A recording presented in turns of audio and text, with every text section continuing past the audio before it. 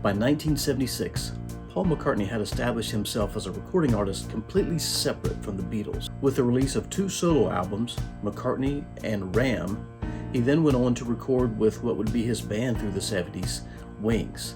The 5th album, Wings, The Speed of Sound, was released in 1976, and it included what McCartney called a throwaway single, Let 'Em In.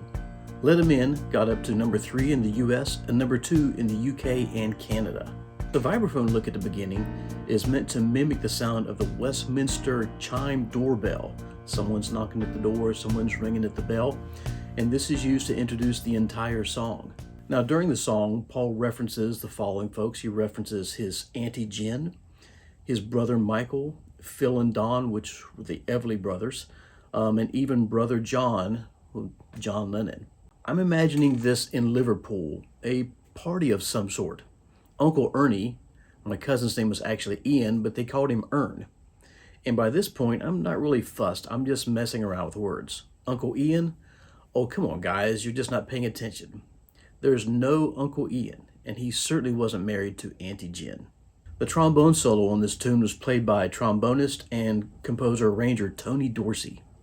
Tony Dorsey was from Macon, Georgia. He attended Southern University for music education, but left there and joined the Air Force instead. Now, when he left the Air Force, he took up almost immediately with the Joe Tex Band, and then eventually the Percy Sledge Band as well, where he was band leader and arranger for both those groups. Now, long after that, he started working in-house at Dial Records in Nashville, and this is where he met McCartney. During that time, Paul asked Tony to do some horn arrangements for him. This includes the solo on Let 'Em In.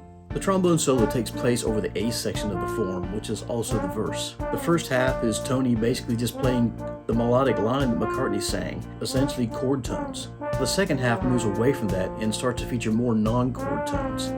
Paul was super fond of skiffle and trad jazz, New Orleans jazz. Stylistically, it's not hard to see the influence of New Orleans tailgate trombone playing here. The last thing I want to take a look at is the studio engineering of the song. If I play the audio that I've created, the solo sounds correct, but it doesn't quite have the quality of the original. The texture is a little bit different here.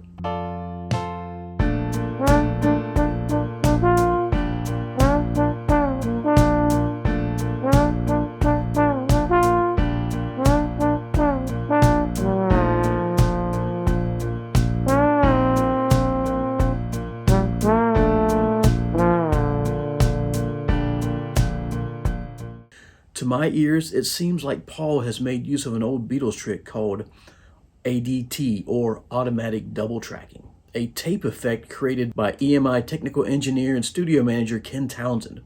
It was invented to avoid continued re-recording vocals for the multi-layer effects that the Beatles wanted in the 60s on their albums. Here's another time through the same section, but what I've done is I've doubled the trombone track, and I've added a tape delay effect in Logic, which is meant to mimic that ADT double tracking technique.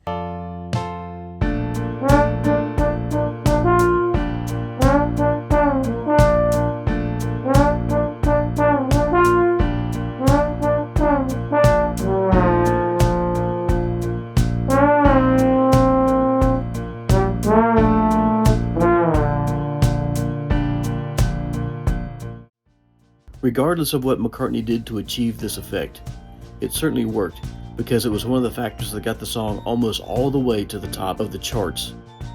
If you enjoyed this video and want to see more trombone related content, please consider liking and subscribing so you can get updates and follow the channel.